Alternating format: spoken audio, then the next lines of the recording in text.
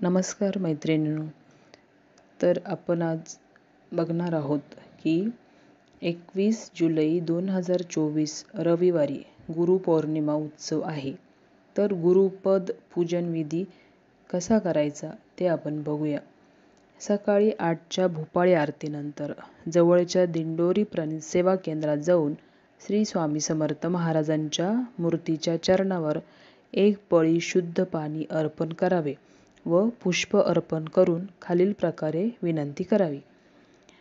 श्री स्वामी समर्थ महाराज, आपणच आमचे गुरु, माता, पिता, बंधू, सखा सर्वस्व आहात. आपणच आजपासून पुढील गुरुपौर्णिमेपर्यंत आमचे गुरुपद स्वीकारून आमचा योगक्षेम चालवावा व आमच्याकडून तुमची जास्तीत जास्त सेवा होण्यासाठी आशीर्वाद असावा. आता त्यासाठी गुरुपद घेण्यासाठी काय करावे ते आता आपण बघूया. खडी साखर घ्यायची आहे, एक फळ घ्यायचं आहे, यथाशक्ती गुरुदक्षिणा घ्यायची आणि आपण ती स्वामींना अर्पण करायची आहे. त्यानंतर दिवसभरात 11 माळ श्री स्वामी समर्थ मंत्र जप करावा व एक श्री स्वामी चरित्र पारायण करावे. नंतर आहे स्वामींना अर्पण केलेले पाद्यपूजन जलतीर्थ खालील मंत्र म्हणून पिऊन घ्यायचे आहे. तर तो मंत्र कोणता ते आपण बघूया. अकाल मृत्यू हरण, सर्व व्याधी विनाशन, सद्गुरु श्री स्वामी समर्थ महाराज पादोदक तीर्थ जठरे धारयाम्यम क्षीरसाधर म्याम्यमः. या दिवसापासून स्वामी महाराजांची नित्यसेवा म्हणून रोज 11 माळी श्री स्वामी समर्थ या मंत्राचा जप आणि श्री स्वामी चरित्र सारामृत 3 अध्याय क्रमशः वाचन करावेत. तसेच घरात दररोज पंचमहायज्ञ करावा.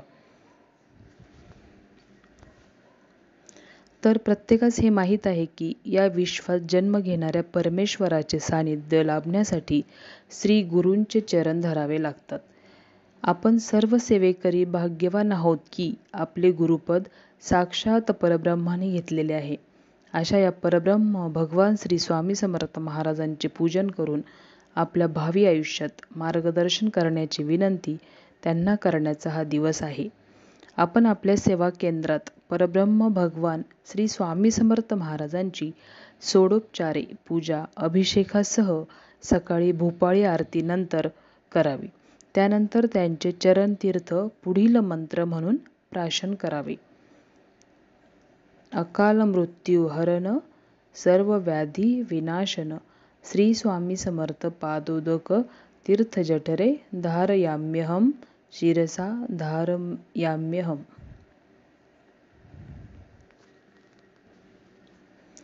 तर आपले गुरु, सद्गुरु, परमगुरु, परात्पर गुरु व गुरुतत्व हे श्री स्वामी समर्थ महाराजच आहेत.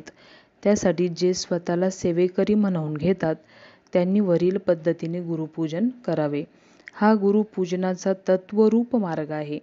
त्यानंतर ठीक 10:30 वाजता नैवेद्य आरती करावी.